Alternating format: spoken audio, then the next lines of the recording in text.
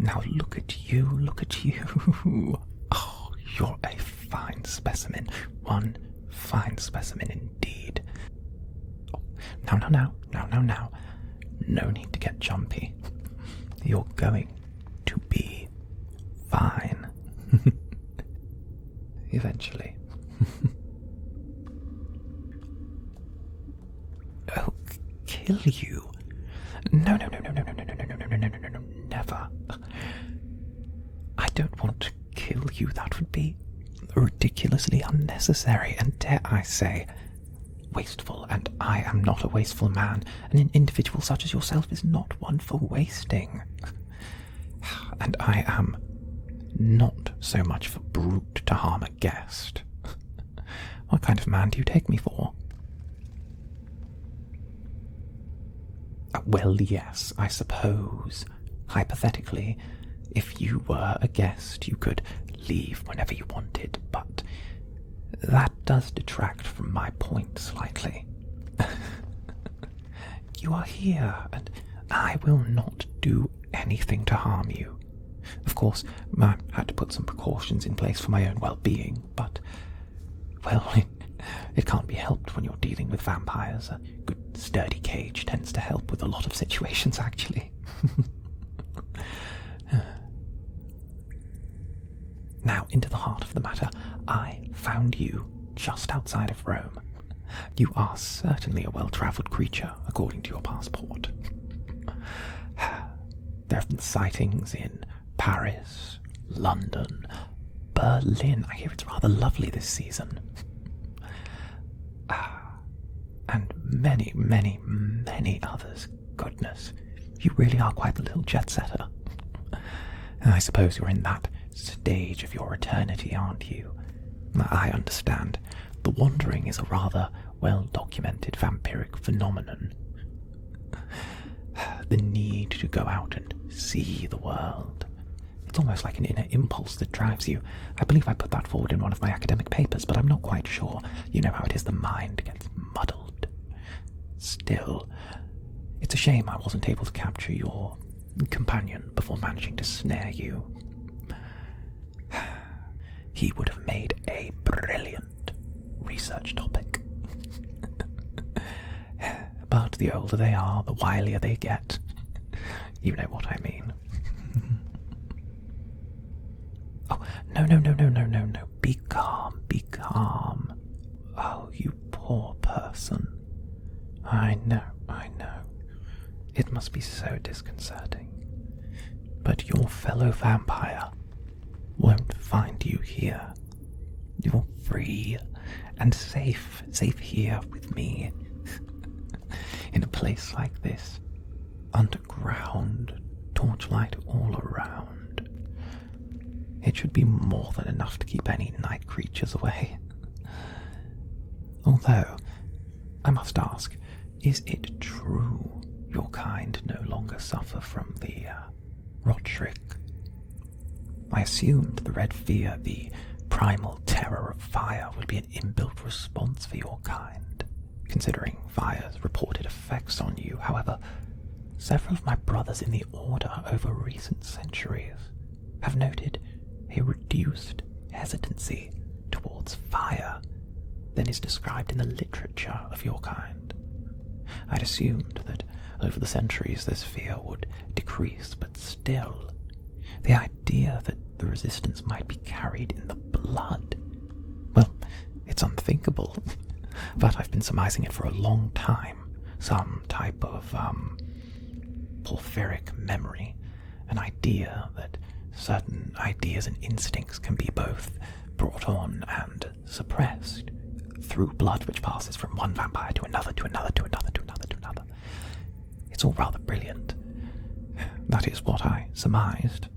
Of course, that didn't stop those at the Order of Virtuous Blood laughing me out of the Hall of Knowledge. Charlatans, all of them, pretending they know things. Who knows things? I certainly don't. I theorize, I surmise. No one can ever truly know anything. For example, this is the first time I've actually managed to capture one of your kind alive. I didn't realize powdered silver would have such a dramatic effect, but if that's not a testament to my skills, then nothing is. You see, thought, thesis, antithesis. And there you have it. Progress. Even if some of my kind are slow to embrace new ideas. Old fools. Rather play golf than hunt a vampire. Oh, yes, introductions. I'm an awful mess right now. Yeah, I have to admit, I'm rather excited about getting to see one of your kind up close. Normally, I'm someone who stays on the back lines, but ever since my, academic rebuttal, I've been searching for an opportunity to make a name for myself once again. Presley, it's a pleasure to make your acquaintance. I would shake your hand, however, I also know that you're strong enough to, break my hand and several of my bones if I was to stick my arm in that cage. The things we get up to with vampires. Still, I believe that vampires, like you, are merely an evolved form of hunter with an ability to procreate through their hunting rituals, not demons of the night or unholy masses waiting to snatch children from their beds. That's all old wives' tales. And I have a great many thoughts on how to curb the vampiric population in mass. Your kind, the hunters, you have evolved. It's only right that your prey does the same. I mean, prey, it's an interesting word, is it not? A collective of creatures hunted by one that is higher on the food chain.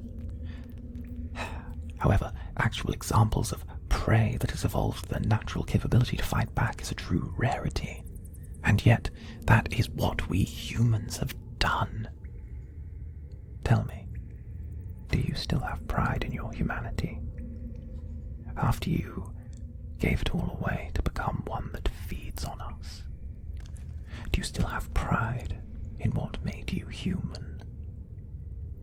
Like empathy, love, regret, those silly things, the most human of emotions. Although they may not always be pleasant, it shows a humanistic connection to society at large. Humans are social creatures for the most part, whereas vampires are solitary. Understandable, considering your increased ability for most things. I wouldn't talk to most people if I had the option, but we are not all that fortunate. But it is a moot point, is it not? For what you are is distinctly inhuman.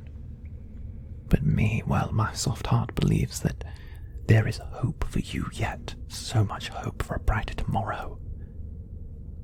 And failing that, well, at the very least a cure.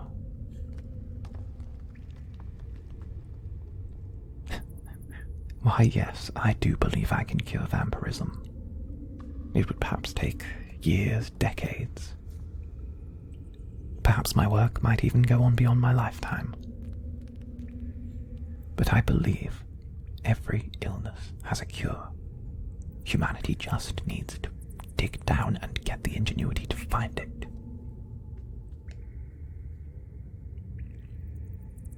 Oh, my dear, you are still confused. I understand.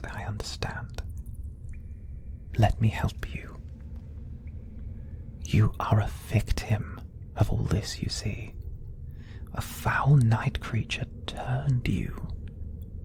Maybe you thought you wanted him to. Did he promise to show you the world? Make you feel free? My poor little cherub. That foul creature addled your wits, made you like him, and hasn't given you a moment since to consider your choice and whether you really wanted this. Eternity looks so attractive when it's dangled on a string in front of you, but it's everything that comes with. We were not made to live forever, and especially not at the cost of others. There's so much darkness in this world. Why can't we choose to bring in but a slither of light?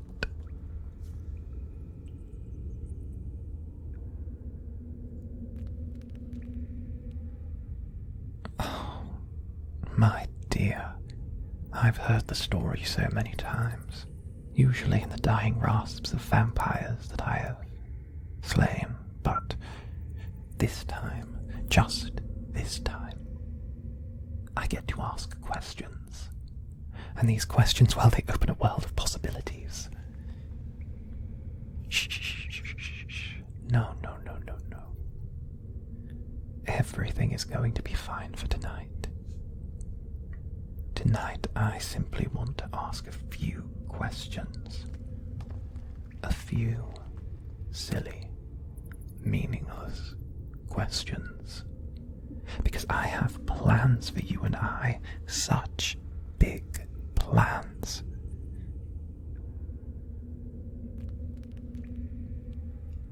Together we will expand our shared collective knowledge on the subject of vampirism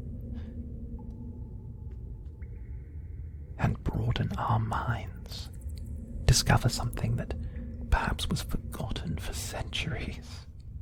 The two of us, you and I, vampire and human. Symbiosis. And I don't expect to starve you while you are here. I'm sure a small amount of my blood will see you over. But you won't be drinking from the vein. Blood bags will have to do. And, not too much. I don't want you getting any ideas in that head of yours. The questions I ask won't be invasive. That comes later. Simple questions like whether you're able to grow wings yet, or perhaps invade others' minds. Simple things, really. But things that, all the same, will grant the two of us profound insight into the mind of the hunter without the perspective of the prey.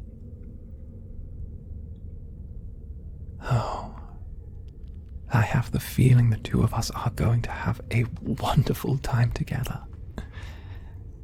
Most wonderful. Just you and I, and an intellectual experience of a lifetime.